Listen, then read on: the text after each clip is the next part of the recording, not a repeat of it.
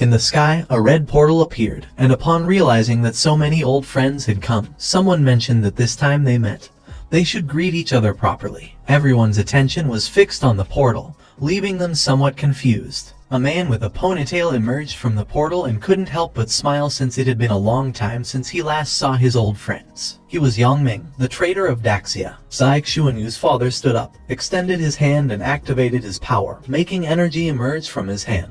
With a serious gaze, Jai Linghu drew his sword and began to stare intently at Yongming. Upon noticing that Yongming had appeared, they revealed that they knew he had been hiding all these years in the 3 islands abroad. They asked him to prepare to die. With eyes shining with rage, Gu Kaishan drew his sword and prepared to fight. He told them not to bother, as he was going to go and kill Yongming with a single slash. While a system window was manifesting behind Yongming, with an arrogant smile, he extended his hand and declared that there was no need to rush if they wanted to catch up, proposing that they talk after the tournament. He assured them that if they managed to win this great competition, he would accept his own death without objections. The system window fully manifested and Yongming revealed it was the virtual god ranking. He explained that in it the entire process of the first round for each participant would be broadcast live. Then, he clarified the fundamental rules. In this round one could not quit halfway until it was completely finished. The options were simple: pass the test or die. Although there was no time limit to complete the round, he specified that the last 50 participants in the ranking would be eliminated. Gu Kaishan's attention was fixed on it and his eyes widened in surprise, making his jaw drop in shock. He remembered that before they hadn't said anything about not being able to withdraw halfway, and wondered if they had done this on purpose to harm Jiang Chen. He was worried that, without external help, Jiang would be in danger by participating in this test, and considered that maybe it would be better for him to withdraw right now. Jai Linghu turned towards him and, with a calm expression, revealed that if Jiang withdrew before the tournament began, the prestige and morale of Daxia could be seriously affected. With eyes shining with concern, Gu Kaishan began to move toward Jiang and made it clear that he didn't care about everything else. The life of his disciple was more important than anything else. Jai Linghu started following him and thought that he was right. The important thing now was Jiang's safety. The timer activated. Only 9 seconds remained. With an evil smile, Yongming began to point at the timer with his finger and asked them to get ready to enter the divine virtual realm. While the timer kept counting down, Gu Kaishan approached Jiang's seat and with a worried expression asked him to take off the teleportation ring since they were going to withdraw. Jiang, who was sitting with his arms crossed, began to gaze toward the ground and refused. His eyes began to shine with determination.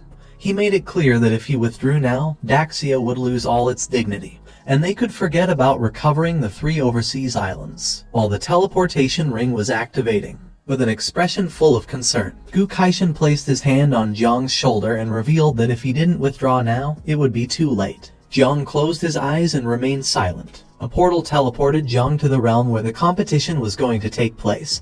He asked his master not to worry. Gu Kaishan extended his hands toward the portal and couldn't help but panic, not knowing what to do now. While Yongming was floating, Gu Kaishan turned around and made it clear that if something happened to his disciple, even if it cost him his life, he would take revenge by shedding blood in the 3 islands. With a serene expression, Zai Xuanyu's father approached Gu Kaishan and asked him to calm down, explaining that worry only brought confusion. He told him that, since things had come to this point, it was better to wait and see, as maybe Jiang Chen was stronger than they thought. At the same time, Jiang appeared in front of a giant door with a shining symbol in the middle. He began to observe carefully and couldn't help but feel somewhat confused. According to the system, he had to pass 5 tests. The first was the outer exam.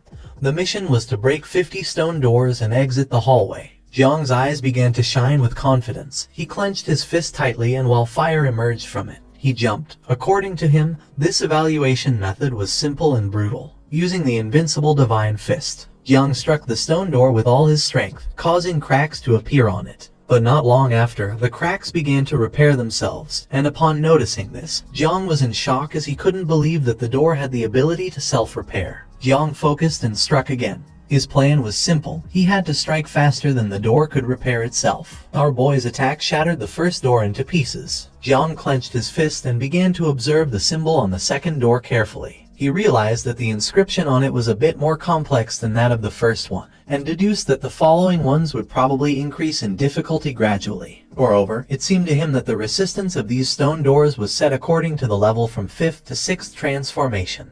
His eyes began to shine with determination. Jiang began to concentrate the power of thunder in his fist. He knew that although the thunder element was scarce in this place, it was not non-existent, and therefore, he could try to add an electric arc to his fist. Jiang moved quickly, and while his fist was surrounded by thunder, he used the invincible Thunder Fist, breaking the second stone door into pieces. He decided to use the lightning attack and launched a powerful burst of thunder toward the third door, breaking it without much effort. He was happy to see that this was working. With a curious gaze, Jiang began to touch the door. He was aware that if he only relied on impulsive attacks, his speed would fall behind compared to those of 5th and 6th transformation. Because of this, he had to first find the best combined technique to take advantage of his strength, and thus pass the test. Jiang began to examine the stone door and remembered that moments before he had noticed how, when hitting different places, the brightness of the inscriptions was different. This led him to the conclusion that the dimmer the glow, the more fragile that point should be. He decided that first he would look for whether the stone doors had a common weak point, as he understood it was better to sharpen the axe before chopping wood. He was sure he could verify his theory by passing through the first 2 doors. Meanwhile, the system window began to display the leaderboard. It was led by Yin Wuxi from the 3 overseas islands, who was already at stone door number 17. Closely following were Aoyang Yi and Zhu Beishan, also from the 3 islands, occupying 2nd and 3rd place, having both reached door number 15. The best positioned representative of Daxia was Feng Yunwuji in 4th place with door number 13, while Su Kaianqian appeared in 10th position at door 11. Far below them, in position number 100, was Jiang Chen, also from Daxia, who had barely passed through the 3rd stone door. This did not look good since there were only 2 people from Daxia among the top 10. Fu Kaishan began pointing this out with his finger and with a confident expression mentioned that this wasn't fair. He explained that although others weren't allowed to use external forces, they were indeed permitted to use their divine classes. Zai Xuanyu's father, who had his arms crossed, explained that divine classes that could merge with the body were considered part of oneself, so there was nothing to be done about it. He added that Jiang Chen was at a clear disadvantage in this round. The elders from the 3 overseas islands couldn't help but burst out laughing when they saw Jiang's position and thought that Jiang was in last place. They concluded that Yanzhen's previous concerns about him had been completely unnecessary. Yang Ming, who was sitting across from them, clasped his hands and with a murderous expression mentioned that, as the saying goes, caution makes a ship last 1,000 years. He stated that Yanzhen was the wisest and greatest person in the world, and the fact that Jiang Chen was at the bottom of the leaderboard did not mean Yanzhen's concerns were unfounded. Upon hearing this, the elders' faces filled with concern. They lowered their heads before him and felt foolish. The system began to show Jiang standing in front of the door. Everyone's attention was fixed on him, and they were somewhat confused, since they remembered that Xiaochen had advanced quite well through the first 2 doors and wondered why he had gotten stuck at the 3rd. Despite this, some believed that he wasn't really stuck, but rather looking for a better way to overcome the obstacle. Jia Lingqiu began to observe Jiang and, with a confident expression, revealed that, with Jiang's current ability, the difference with the others was still too great. With a worried expression, Gu Kaishan said that this didn't matter, and even if Jiang ended up last, what mattered was that he came out safe and sound. Jia Lingqiu was in shock upon realizing that Gu Kaishan was showing such concern. The system began to show the other geniuses, revealing that numbers 19, 20, 21, and 22, several talents of the human dragon race, were also in no hurry to pass through the doors. Unlike Jiang Chen's exploration, they walked slowly and only launched a strike upon arrival, without anyone knowing the reason for this behavior. With eyes shining with confidence, Ao Kaiyan, the first genius of the human dragon race, gathered momentum. His body began to emit a powerful energy as he charged and struck the stone doors with all his strength. After this, the others also began to advance quickly in the ranking. He was so powerful that he started breaking through the stone doors as if they were paper. Ao Kaiyan advanced at an impressive speed, even though he was not behind in top positions yet soon would reach the top 10. According to the ranking table, Ao Kaiyan was in 11th place, having reached stone gate number 23. Ao Kun followed closely behind, in 13th place, after reaching door number 21. Zai Xuanyu's father began to touch his chin with his hand and his eyes started to shine with seriousness. He couldn't believe that, in less than 2 minutes, Ao Kaiyan had already reached the top 5, and had even surpassed Feng Yunwuji. Gu Kaishan began to touch his chin and his eyes widened in surprise, while on the other side, Jia Lingqiu, who had his arms crossed, remained silent. When they looked at Jiang's system window, Only traces of thunder could be seen. They were somewhat confused, not knowing where our boy was. With eyes shining with determination, Jung struck using the power of thunder, breaking through the door without much difficulty. Gu Kaishin and the others knew that the thunder element in this place was definitely not enough to shatter a stone door with a single punch. They wondered if this was a lightning displacement. The leaderboard began to update, and Jung moved from position 51 to position 49, having passed stone door number 19. Zai Xuanyu's father placed his hand on Gu Kaishin's shoulder and asked him to look at the ranking quickly.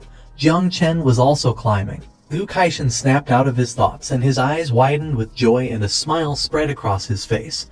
He couldn't believe that Jiang was within the top 50, and still rising. Not long after, our boy reached position 30. Jiang grabbed his wrist and started walking down the hallway, thinking that although he could still break through the doors, it took more effort each time. He realized that if he continued like this, it wouldn't work out, and using ancient god essence, which would leave him unconscious for a week, wasn't realistic. According to him, it would be great if he could merge the microparticles of the red armored beetle colossus, but unfortunately, this was not possible. One of his mother insects called him. Upon hearing this, his eyes widened in surprise. It was Xiao-chan. He couldn't believe that she could even contact him in this realm. Xiao-chan, who was sitting on top of the branches of the ancestral tree, extended her hand and, with a confused expression, asked Jiang not to joke. She explained that her essence was light in time and was not bound by any spatial restriction. Then she revealed that she had discovered that the divine classes fused by the enemy could be used in this place. Jiang appeared in his sea of consciousness and remembered having forgotten this detail about her. Our boy went into shock upon learning that if divine classes could be directly merged into the body without going through this space,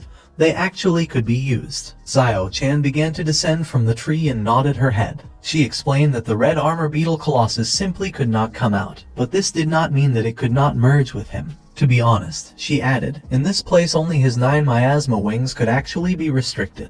Jiang began to touch his head. His eyes widened with joy, and a smile spread across his face. He gave Xiao-jia the order to fuse all the red armor beetles directly into his body. Xiao-jia began to touch his glasses and refused, saying he was very busy with his studies and didn't have time at the moment. Xiao-jia was reading a book. Seeing this, Jiang couldn't help but feel confused since he didn't know when he had gotten all these things. Xiao-jia adjusted his glasses and mentioned that the last time he had seen Jiang was when the other children were going to school. Placing his hands on Xiao-jia's shoulders, with a calm expression, Jiang decided that he didn't have time to argue with him at this moment. He ordered him to hurry and get to work, promising that when everything was over, he would take him to school. Upon hearing this, Xiao-jia's eyes widened in surprise. Jiang told him to say fewer useless words. He didn't want to use the family discipline of the insect race dominator on him. Xiao-jia decided to obey and fuse the 6 million red armored beetles with Jiang's body. While our boy's eyes were shining, he tightly clenched his fist and an intense red energy began emerging from it. Jiang focused and a burst of energy emerged from his body. Our boy prepared himself to break through the doors. His eyes were full of determination. He considered that if just a few hundred red armored beetles had been enough for him to open the nervous network of the ancient god, then now with 6 million, these stone doors would mean nothing for him. So, friends, this chapter comes to an end. What will happen next? We'll uncover it in the next chapter. Don't forget to rate this chapter out of 10 in the comments. We'll see you in the next video. Until then, take care and goodbye. Don't forget to like the video and subscribe to the channel.